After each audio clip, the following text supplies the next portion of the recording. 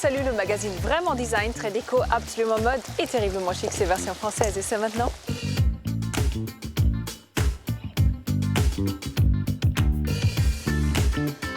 On monte le volume. La haute couture du son à ses ateliers, ceux de la maison Klinger-Favre. Des chocolats aussi bons à déguster que beaux à regarder, ce sont les créations ultra gourmandes de Patrick Roger. De plus en plus bohème, de moins en moins bourgeois, Paris 17 est le nouveau bon spot pour flâner dans la capitale. Le velcro, c'est la nouvelle broche. Habit cactus accroche du peps, du chic et un coup de jeune à vos vêtements. Mais tout de suite, point de vue, un regard affûté sur les nouveautés stylées de la semaine.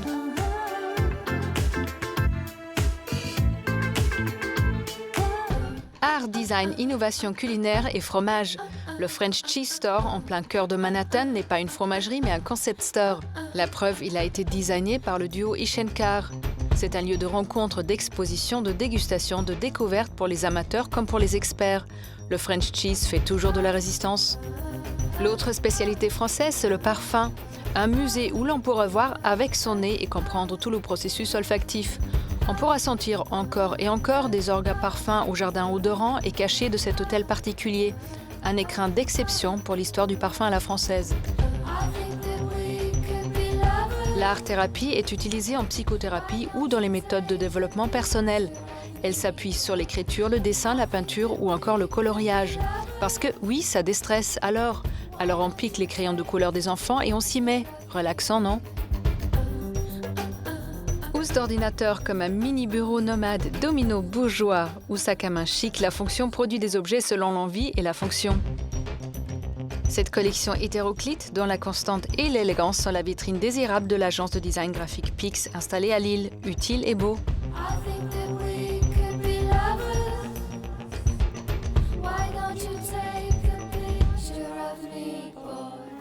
À l'heure où certaines firmes américaines nous vantent les écouteurs sans fil comme le Summum, il est bon de rappeler que le bon son, le gros son, sort des boîtes nommées enceintes. Parmi les meilleurs, les Klinger-Favre. Alors posez-vous et montez le volume. Si vous aviez l'habitude d'écouter votre musique sur votre ordinateur ou pire sur votre téléphone, une rencontre avec Jean-Jacques Baquet s'impose de toute urgence. Ce passionné d'acoustique totalement autodidacte va révolutionner votre manière d'entendre.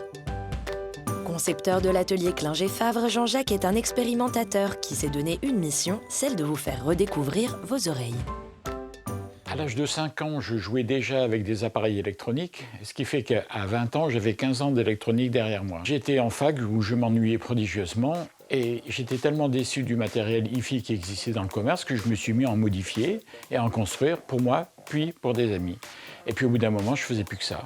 En 1975, Jean-Jacques monte alors sa petite boîte, comme il l'appelle, à Saint-Dié-des-Vosges.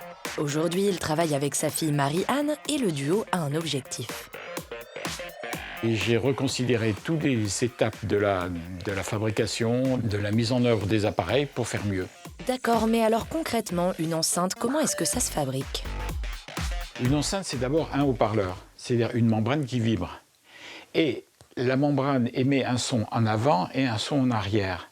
Et ces deux ondes sont contradictoires. Il faut éliminer l'onde arrière pour laisser l'onde avant fonctionner. Donc il faut une boîte. Alors la première étape d'une enceinte, c'est de fabriquer une boîte. Alors c'est parti, on vous suit Jean-Jacques. Bien évidemment, pour faire une boîte, on a besoin de bois. Tout commence donc avec la découpe, et là, en revanche, mieux vaut se boucher les oreilles.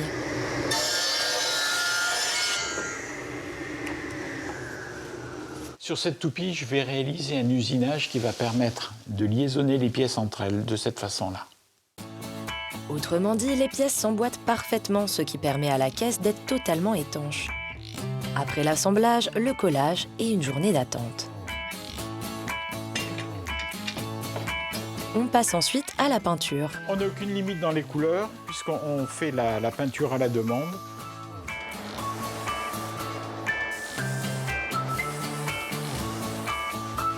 Et en effet, du bleu, du rose, du noir, du vert, il y en a pour tous les goûts. D'autant que les indécis peuvent même choisir d'alterner le devant de leurs enceintes. En cas de changement de déco, ça peut être utile.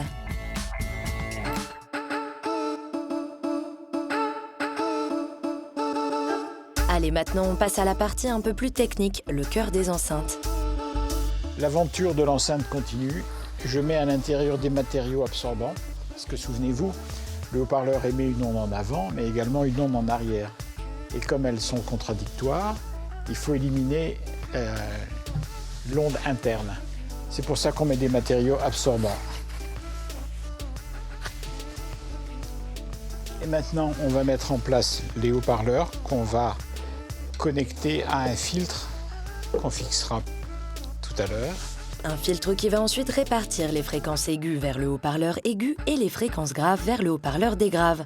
On vous avait prévenu, ça devient un peu plus compliqué, mais en musique, tout s'explique. Voici les aigus tout seuls. Et maintenant, je rajoute les graves.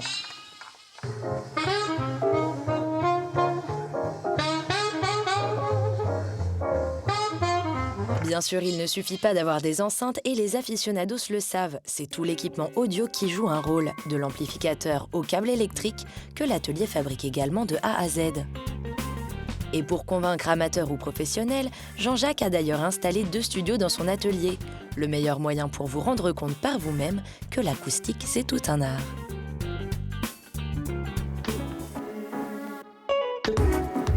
Parce que c'est toujours la fête et parce que c'est bon aujourd'hui, ces dégustations de chocolat. Et pour que ce soit très bon, nous avons choisi ceux de Patrick Roger qui sont aussi très beaux. L'artisan est aussi un artiste. Ne vous y trompez pas, il ne s'agit pas là de bois, mais bien de chocolat. Et le sculpteur est avant tout chocolatier. Lauréat en 1994 du Grand Prix international de la chocolaterie, distingué comme meilleur ouvrier de France en 2000, Patrick Roger incarne sûrement la figure la plus singulière de sa profession. Né dans une petite bourgade du Perche, c'est après une scolarité laborieuse et un apprentissage en pâtisserie que ce fils de boulanger va rencontrer, presque par défaut, la matière qui va révéler en lui aussi bien l'artisan que l'artiste. L'aventure, elle démarre à Paris. Ça doit être en 86, c'est déjà il y a une trentaine d'années. Je fais un apprentissage de pâtissier, j'arrive en pâtisserie chez Pierre Mauduit à Paris. Et au bout d'un mois, il voit bien que ça m'intéresse qu'à moitié, voire pas du tout. Et il me vire au poste de chocolatier. Et c'est à partir de là que tout va commencer. Et j'aimais pas le chocolat avant. À l'instar de sa passion pour la vitesse et les motos de grosses cylindrées, depuis sa rencontre avec le chocolat, tout va s'accélérer. Que ça se passe dans l'une de ses 6 boutiques ou dans une galerie d'art, pour Patrick Roger, tout est une histoire de goût et de forme. C'est la matière qui me révèle. Ça commence comme ça. Je vais comprendre qu'avec cette matière, je vais pouvoir tout réaliser. J'en ai la chair de poule. C'est mon passeport. Et à partir de là, je vais tout construire. Mais je le comprends dès la première fois quand je touche à 18 ans. Si l'on peut croire qu'il existe une certaine démesure chez ce chocolatier pour son goût de sculpter sa matière première, il n'en est rien, puisqu'il s'agit avant tout d'une nécessité presque compulsive de faire parler le chocolat. Ne lui demandez pas à quel courant d'art ou à quel sculpteur il fait référence, puisque Patrick Roger revendique n'avoir aucune éducation artistique et préfère cultiver son inculture pour préserver sa vision créatrice et sa totale liberté d'expression. Je suis complètement vierge. Je n'avais jamais vu aucun sculpteur, aucun peintre, je connaissais absolument rien. Et c'est ce qui fait que j'ai un travail qui est extrêmement libre. Sans doute cette inculture a fait que ça m'a donné cette écriture libre. Et ça, c'est sans doute une chance.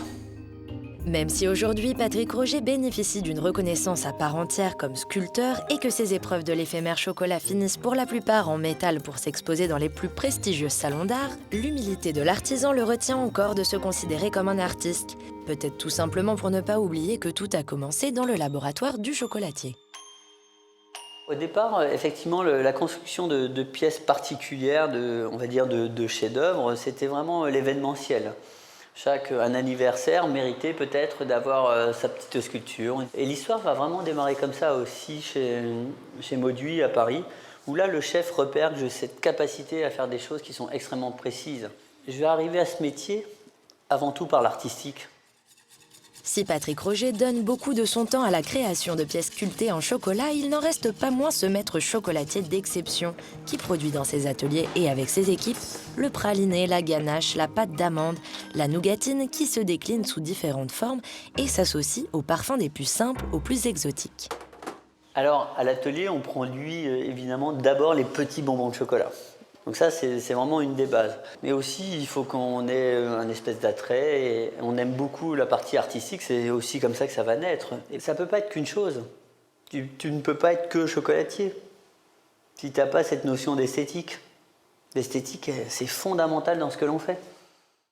Pour Patrick Roger, l'excellence du produit, c'est l'engagement à utiliser ce qu'il y a de meilleur pour sa fabrication, quitte à aller les chercher soi-même et à l'autre bout du monde. Pour moi, le goût n'a pas de frontières. Et évidemment, si on peut avoir les meilleurs produits du monde, ça c'est fantastique. Si on arrive à tout mettre bout à bout, ça ne peut être que bien.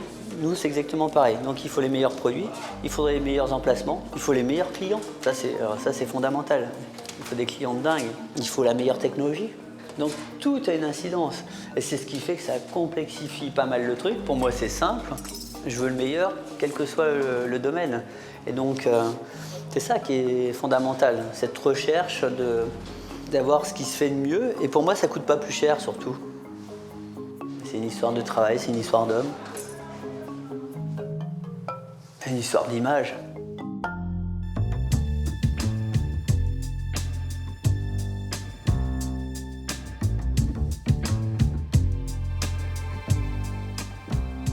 Bonjour Patrick Roger. Bonjour. On va bien commencer cet entretien. J'aimerais, depuis tout à l'heure, que vous m'offrez un morceau de chocolat. Ah oh. Alors, lequel j'ai le droit de goûter? On va commencer par l'instinct. C'est le premier chocolat que j'ai fabriqué sur la table de la cuisine chez mes parents. Donc ça, c'était votre premier bonbon au chocolat? C'est le premier. Merci. Et c'est quoi exactement? C'est vraiment très simple. C'est des amandes caramélisées. Oh, elle est bonne. Donc amandes et sucre, broyées et avec du chocolat. Elle est très bonne.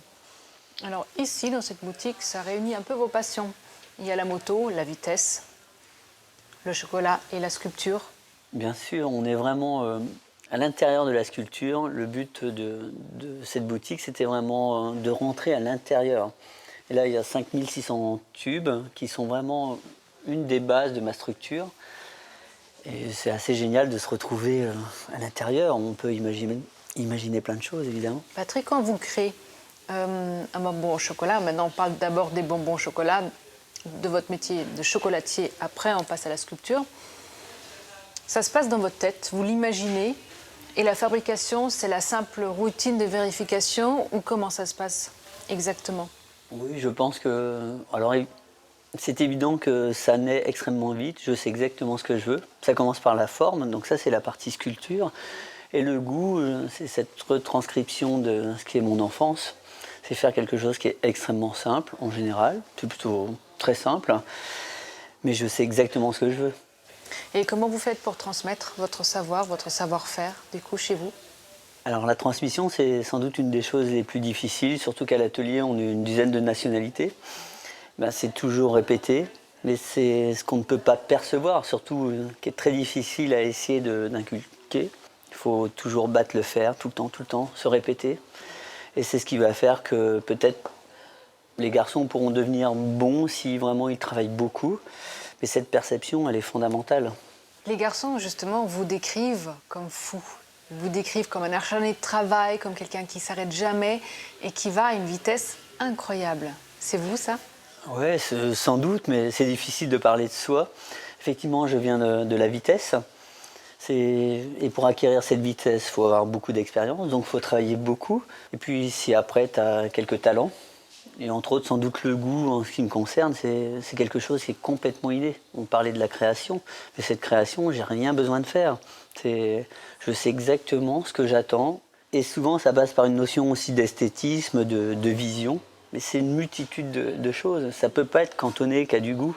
C'est vraiment une vision globale. C'est pour ça, pour avoir cette vision globale aussi, que vous avez fait de la sculpture, d'abord sur chocolat, ensuite autrement sur bronze. La sculpture, elle vient très tard finalement. C'est sans doute inné aussi, mais je suis meilleur en 3 dimensions, voire 4 dimensions. Et ce que j'aime bien, c'est une 5e et une 6e. Ça, c'est plus difficile à expliquer. Mais Elle va être que la retranscription, encore une fois, de ce qui est un goût. Tout a une incidence. On dit que le chocolat rend addict. C'est vrai ça? Le chocolat, c'est sûr, mais c'est pareil, au niveau du cerveau, ça fonctionne quand même beaucoup plus vite, mais il y a la notion de sucre qui est fondamentale. À partir du moment qu'on a du sucre dans le corps, on a de l'énergie. Et comme gamin, j'ai passé toute ma vie dans la boulangerie. Je passais 30 fois un malabar et 30 fois un carambar en rentrant dans l'autre sens. Et je pense que cette dynamique, elle vient aussi de ça, c'est cette capacité à manger. Je mange beaucoup, il faut de l'énergie, sinon on ne vit pas. Bon, on va terminer cet entretien comme on l'a commencé. Qu'est-ce que vous m'offrez d'autre? Oh, une orangette. Allez, Et je pense que celle-ci, c'est la meilleure. merci. Merci beaucoup, Patrick.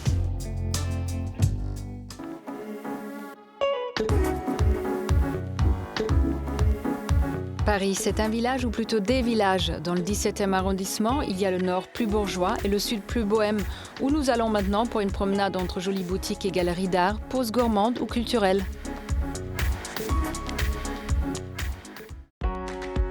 Repérage, c'est votre rubrique dénicheuse de bons plans parisiens.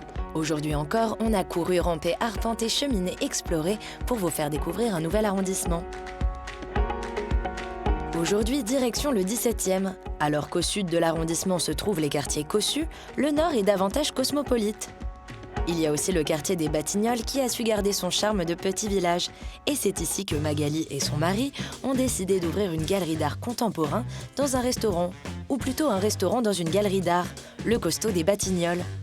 Elle est en cuisine, lui s'occupe des œuvres. Ce lieu, c'est comme leur bébé. Ce lieu n'était même pas un restaurant.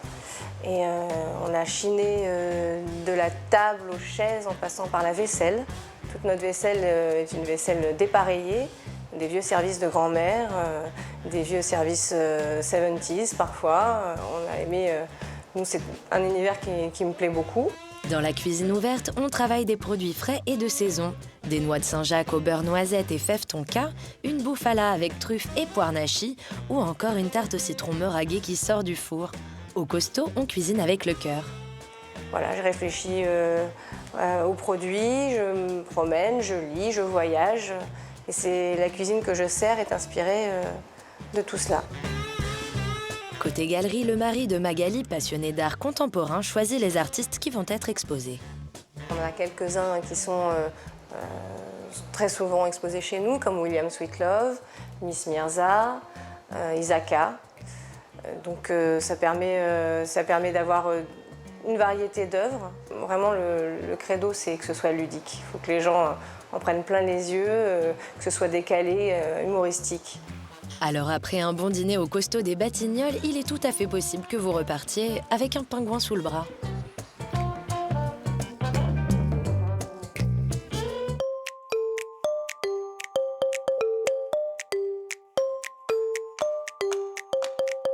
Continuons dans le bien manger avec cette boutique tout à fait insolite, au bout du champ.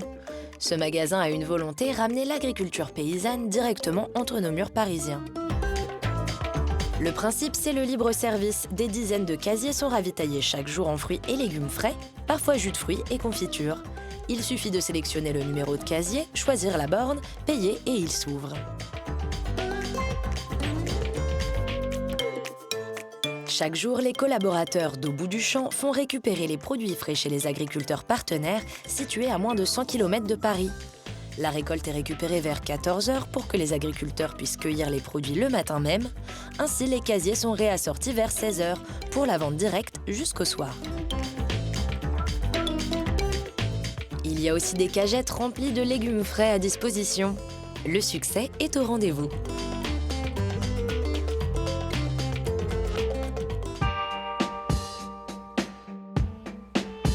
Un peu de culture avec le musée Jean-Jacques Henner, qui présente l'œuvre de ce peintre du 19e siècle.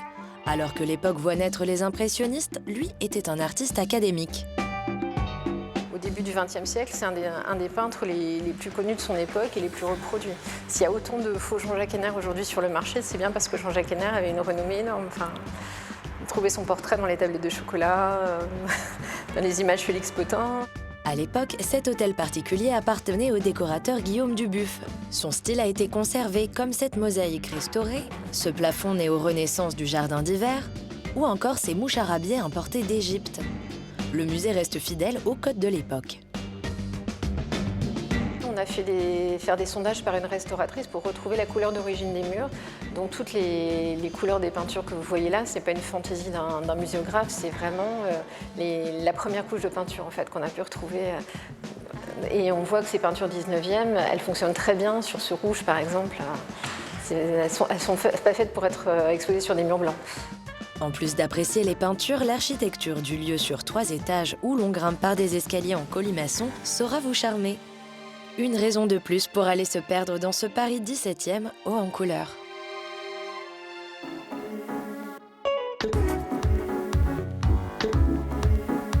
Le velcro, c'est attachant. Pour les rendre encore plus personnels, Abicactus rhabille nos vêtements de patchs amusants, charmants, décalés, une idée toute neuve pour sublimer nos vieilles nippes.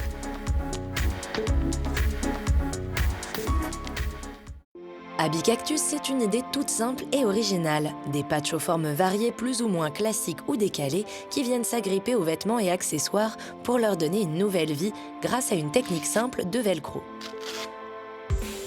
Un concept rigolo avec une vraie volonté derrière pour Étienne Hésite, cofondateur de la marque, celle d'offrir à chacun la possibilité de personnaliser son vêtement. L'idée derrière Abicactus, c'est vraiment de donner quelque chose aux gens, de leur donner des clés pour qu'ils s'expriment sur leurs vêtements et qu'ils ne fassent pas que les choisir, mais qu'ils les fassent vivre. On ne demande aucune qualité technique à personne puisque c'est simplissime. C'est vraiment un jeu d'enfant. Une idée maligne sortie de la tête d'Étienne et de son ami Félix, tous deux cofondateurs de Pain Surprise, un collectif fourmillant d'idées, aujourd'hui label de musique et initiateur de projets en tout genre. C'est un peu une idée de tard le soir autour d'une table, genre d'idée qui peut très vite tomber, rester dans ce dîner un peu arrosé et qui en fait, voilà, j'ai relevé le défi de commencer à travailler sur Alors, c'était pas un dîner arrosé. On y croit. Oui, bon, gardons le mystère. Bref, c'est là que Zit entre en scène. Après des études de design textile et grâce à sa nature autodidacte, elle va prendre en charge toute la partie technique du projet. Un vrai défi pour lequel il aura fallu 1 an et demi de recherche. Pouvoir scratcher des trucs à l'infini sur des fringues, que ça soit confortable à porter, que ça s'use pas avec le temps et que ça soit qualité. Ouais. Mine de rien, ça a l'air un peu simple comme ça, mais c'est genre une espèce de montagne de défis.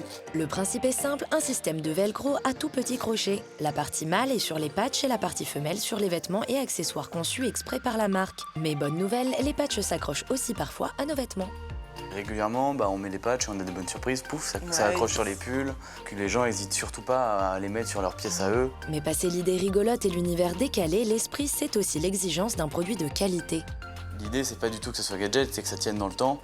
Et pour arriver à un niveau un peu d'exigence comme ça, on n'a pas voulu prendre de risques, donc on est resté en France. Ça nous permettait aussi d'être complètement maître de notre production et ça, c'est quand même un luxe énorme. Maître de leur production, ça c'est sûr, car tenez-vous bien, pour l'instant, c'est Zit qui fait tout de bout en bout. Tous les patchs qui sortent, c'est quand même Zit qui les produit, elle s'enchaîne, et genre, elle fait ça entre là, il y a un atelier qui est à côté. Et moi, je sais toujours pas comment le faire. Donc j'avoue que... Oui, tiens Zit, comment tu fais? On crée une nouvelle série de patchs. Soit j'ai une idée très précise en tête et je vais aller chercher le matériel pour la faire, soit je prends un peu ce que j'ai autour de moi. J'adore récupérer beaucoup de peaux de cuir, un peu de toutes les couleurs. Puis il y a la découpe laser pour dessiner les formes des patchs. Mais le savoir-faire qu'elle aime avant tout, c'est la sérigraphie, pour colorer à l'encre les patchs en cuir et les tissus. La sérigraphie, c'est tout simplement un système de pochoir où donc on retrouve sur un tissu en fait, qui est tendu sur un cadre en bois qui va laisser passer l'encre à certains endroits du motif qu'on a dessiné auparavant. Et ça s'enchaîne. Aujourd'hui, elle lance une nouvelle production pour une boutique qui leur a passé commande. Et on peut dire qu'elle est sur tous les fronts. Quelque part entre le travail de peintre, de couturière et de chimiste, il y a le travail de Zit. Elle a aussi quelque chose d'une cuisinière. La preuve, elle prépare des œufs au plat. Certes en silicone, cela. Et avant tout cela, les patchs sont dessinés par Zit ou d'autres artistes, avec pour but une variété thématique qui évoque les planches encyclopédiques. Abicactus multiplie aussi les collaborations, et cette créativité bouillonnante ne compte pas s'arrêter là. Je pense qu'on va très vite avoir envie de trouver d'autres techniques et d'autres petits trucs magiques. Je pense, au-delà du vêtement, à la déco, à d'autres secteurs. C'est ça qui est cool avec Habicactus, c'est qu'en fait c'est l'infini, c'est un boulevard pour collaborer avec tout le monde, aller sur tous les supports. Un jour on fera peut-être une voiture, on n'en sait rien. En tout cas, à mon avis non, mais c'est possible. Mais oui, impossible n'est pas français et certainement pas Habicactus. Donc nous, on a hâte de voir les nouvelles idées farfelues de cette marque qui n'en manque pas.